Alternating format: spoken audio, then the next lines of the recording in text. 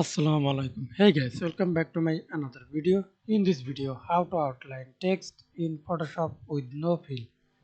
Okay, I have a text. First of all, type text or any color, create a new layer and type text.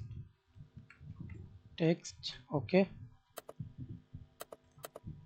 hold Control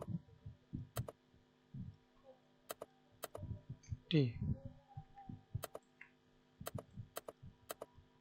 Then hold Control, click the layer, image layer, Control J. Then remove the text layer. Okay, click FX stroke color.